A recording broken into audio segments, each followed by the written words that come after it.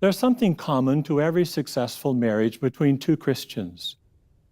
It is their putting Jehovah first and supporting each other's personal dedication to God. This is certainly true with Viv and Anne Moritz, serving in the Australasia branch. They've been married for 65 years and have a combined 131 years in full-time service. Listen to their advice for younger ones deciding what to do in Jehovah's organization. I started pioneering in November 1948. That's a while ago now. And that's what I thought I would do, pioneer. So I said, well, Jehovah, if I do what you ask me, I accept whatever assignment you give me, and I'll just go where you send me, and I won't seek an assignment, but I won't refuse one. That's all I intended to do as far as I knew. But then I'd only been pioneering about a year when I got this envelope, and the letter said, please fill in the enclosed form. It was an application for Bethel, and I thought, goodness, I didn't think of Bethel. I told Jehovah I'd go where he sent me, so don't argue, just do it. I was working in the printery, cleaning out old ink tins and making schedules for printing and so on. And then I got to work on the press too. But I wasn't there very long when they moved me to the office. Well, you learn a lot in Bethel. Learn how to live with your brothers, which you're not used to. You learn about Jehovah's organization. You see how it operates. I had the privilege of working alongside brothers who had lots of experience. I got assigned to a metropolitan congregation. That's where Anne was. Yeah, we got married in October 1951, and 2 weeks later, I started pioneering. I was 20 at that time when we started circuit work, and I'd only pioneered for a year, so of course I was very worried and scared about having to witness with sisters that had pioneered for years, and some of them even of the anointed. I cried halfway to Melbourne. Got very close to the brothers and sisters, and especially to the children, so we really loved that. And then we got the opportunity to go to New York, the International Convention in 1958. When the society found out we were going, they sent us an application for Gilead, and we thought, oh my goodness, how can we do that? So we said, well, we don't say no. After 58 convention, we were assigned to Special Pioneer in Canada for 6 months.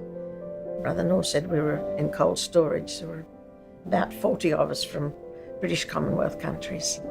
So that was a good experience too. We saw winter for the first time. I did anyway. And we took pictures of snow and ice and icicles to show in our assignment when we got it to India or Africa or somewhere. And Jehovah has a sense of humor. He sent us to Finland. Well, the schooling you get from Gilead or the other schools helps you to see Jehovah's organization and how it works. We didn't know a lot about Finland, except that we knew it was cold and clean and a long way from Australia.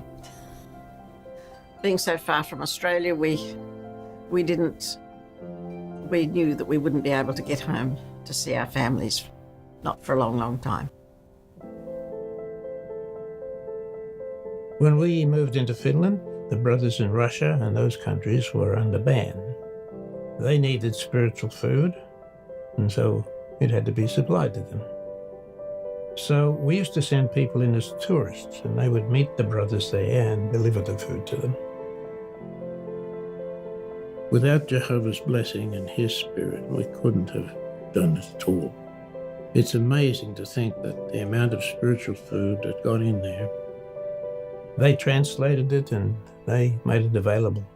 And we did that for over 20 years without any mishaps. It couldn't happen without Jehovah's blessing.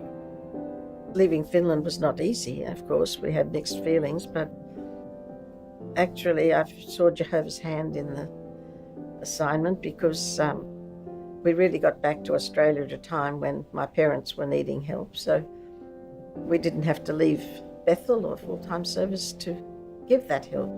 We were asked to go to Russia in 1999, and it turned out to be 2.5 years. I was a little apprehensive about going to Russia, but it was really one of the most memorable assignments we've ever had. In Russia, the brothers were not used to house-to-house work because of all the years under ban. And that was quite different because you go to the door, you can't just strike up a conversation. The person wants to know why you were there. And you can't make a return visit on someone you met on the street while you don't know where he lives. You've called at his house, you do, and you can make a return visit.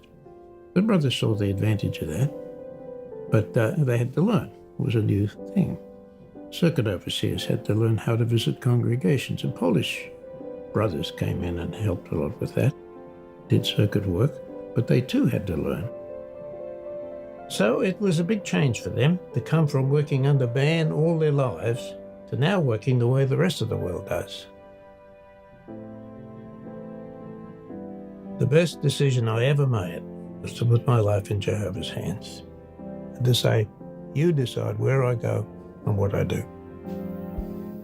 I've had the feeling all along, and it's proven true so far, that everything I have done has been training for something else. So what I'm doing now is still training. It must be for the new world because I haven't got much time left in this one. What will it be? Well, who knows? So my recommendation to everyone is, don't decide for yourself. Let Jehovah do it. Brother and Sister Moritz always look to Jehovah for their assignments.